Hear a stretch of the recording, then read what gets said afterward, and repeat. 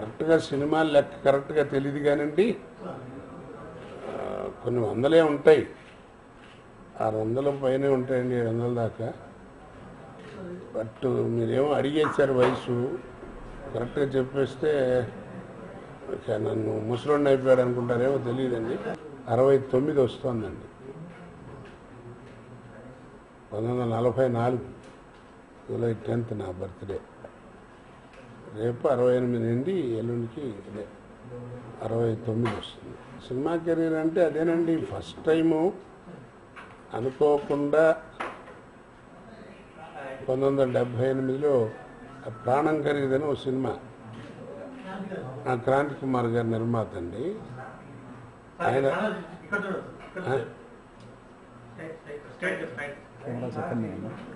క్రాంతి కుమార్ గారి నిర్మాత అండి.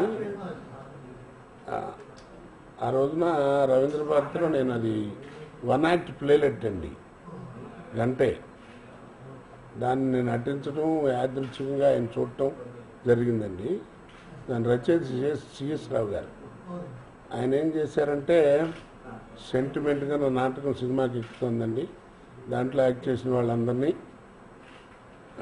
ఏదో ఒక వేషం వేద్దామంటే, సినిమాలో రావు గోపాలరావు వేసిన వేషం నేను స్టేజ్ మీద వేసానండి. దాంట్లో ఏదో ఒక 4 సీన్లు ఏదో వేషం పెట్టారు. కైకాల సత్యనారాయణ గారు పక్కన రాజమండ్రి వేమగిరి అని అక్కడ దళిత వాళ్ళలో పెట్టారు. దానికి ఆశ్చర్యం ఏంటంటే, ఇప్పుడు నేను చెప్పుకోవడానికి ఆ 4 సీన్లకి సోదరుడు నూతన్ ప్రసాద్ డబ్బింగ్ చెప్పారు. అప్పుడు దాన్ని తీసుకెళ్ళటం అనేది లేదు కదా అందువల్ల. తర్వాత అండి ఒక 5-6 సంవత్సరాలు అసలు నేను సినిమా జోలికి వెళ్ళలేదండి. ఎందుకంటే ఆ రోజుల్లో సినిమా నటుడు అంటే ఇలా ఒక ముక్కు ఉండాలి, మొహం ఉండాలి, ఇంత క్రాఫ్ ఉండాలి, కాంప్లెక్షన్ ఇలా ఉండాలి, హైట్ ఎంత ఉండాలని ఒక పెద్ద రిస్ట్రిక్షన్స్ ఉండేవి. అప్పుడు సినిమా అందం అది. మనం ఈ పర్సనాలిటీ పెట్టుకుని ఈ పేరుతో వెళ్తాం. ఇందులో చక్కగా బ్యాంకులో పని చేసుకునే రోజులు. మనం వెళ్ళి నెగిటివ్గా ఎందుకు వాళ్ళతో రిజెక్ట్ చేయించుకోవడం అని ఇప్పుడు ప్రయత్నాలు చేయలే. కానీ ఒక 5-6 సినిమాల్లో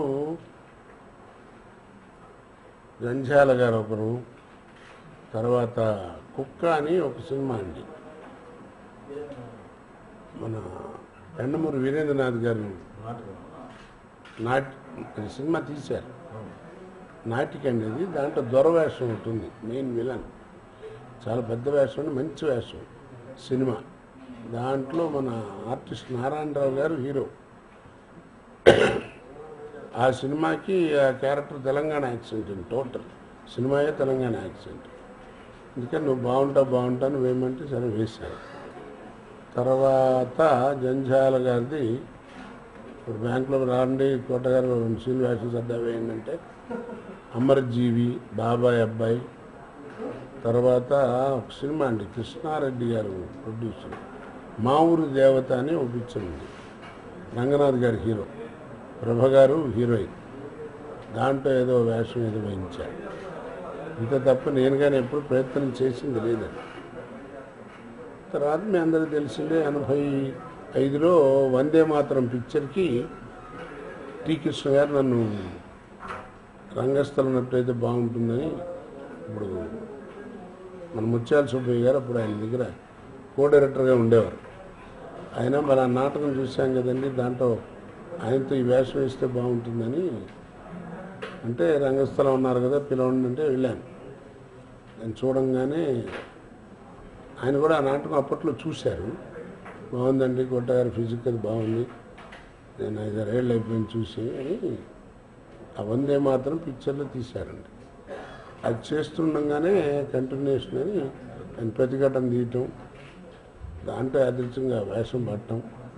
అది 1986 నుంచి ఇక సినిమా యాక్టింగ్ నా వృత్తిగా తీసుకోవాల్సినటువంటి పని చేసింది. అప్పటి నుంచి దశ తిరిగింది. అప్పటి నుంచి ఇప్పటిదాకా మీ అందరికీ తెలిసిందే, ఎక్కడా ఇంతవరకు డౌన్ఫాల్ అనేది లేకుండా నాది అంటూ ఒక ప్రత్యేకత ఏర్పరచుకోగలిగాను సినిమా ఇండస్ట్రీలో. ఆల్మోస్ట్ ఒక 700 పైన అయి ఉంటాయండి. 700 ఖాయంగా ఉంటాయి. నేనేదో దాని గొప్ప చెప్తున్నాను కాదండి. ఈ నాటకాలు వేసే రోజుల్లో కూడా నాకంటూ ఒక ప్రత్యేకత ఉండాలి అనేటువంటిది కొంచెం నేను బాగా అలవాటు చేసుకున్నటువంటి రోజులండి ఆ రోజుల్లో. అందుకని అప్పుడే ఓ తెలంగాణ యాక్సెంట్ అని, ఏదో ఈస్ట్ గోదావరి యాక్సెంట్ అని అన్ని రకాలుగా చెయ్యాలి వెరైటీగా అనేటువంటి నేర్చుకున్నాను. దానివల్లే మళ్ళా మరి ఇలాంటి మీరు అన్నట్టు ఇప్పుడు ఇంట్లో ఇల్లాలు అంటే ఇంట్లో ప్రియురాలు, ఆడువారి మాటలకు అర్థాలు వేర్లే, బొమ్మరిల్లు, బృందావనం, అలాగా వరుస పిక్చర్స్ రావటం కూడా అవకాశం దొరికింది. దాన్ని కరెక్ట్గా భగవంతుడి దయవల్ల కరెక్ట్గా ఉపయోగించుకోగలిగాను. అది అంటే మీకు కరెక్ట్గా సమాధానం చెప్పాలంటే మీ ఆనందం కూడా అదే. ఆ హీరోనే చేయలేదు కాబట్టి ఇంతవరకు జీరో కాకుండా ఉన్నాను. అదే చేసి ఉంటుంటే ఇప్పటికి ఈ ప్రెస్ మీట్లు ఈ చరిత్ర ఉండేది కాదు. అంటే నా నమ్మకం అండి, ఎవరి పనాలు చేసుకుంటే మంచిదని. నటనగా మనకున్నటువంటి ఎక్స్పీరియన్స్ వల్ల ఏదైనా సలహాలు, ఏదైనా సీన్ వచ్చినప్పుడు ఇట్లా కాదు ఇట్లా చేస్తే బాగుంటుందేమో అని సంప్రదింపులు, డైరెక్టర్ గారికి కొంచెం సలహాగా చెప్పడం, బాగుంటాయని పెట్టడం, లేకపోతే మనం చేయటం, ఇలాంటివి జరగడం అనేది మంచిదే. కానివ్వండి, హీరోగా చేయటం అంటే నేను ఎంటర్ అయ్యేటప్పటికే 40 ఏళ్ళకి ఎంటర్ అయ్యానండి.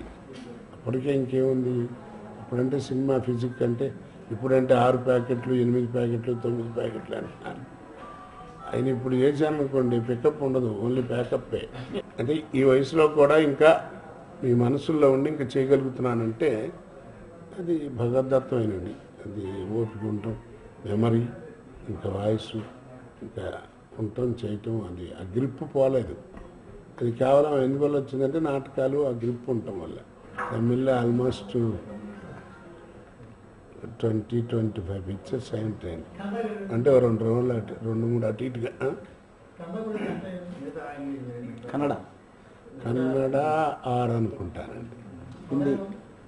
హిందీ కూడా ఒక 6 చేశాను. బాగా పేరు వచ్చింది. అదే సర్కార్. సినిమా బజార్ను పడిపోయింది, మనం బజార్లో ఉన్నాం. దానివల్ల ఏమవుతుందంటే నా కంటి ముందు ఆ 5 రకాల సినిమాలు పోయినాయండి. ఓన్లీ ఒక సాంఘిక సినిమా ఉంది.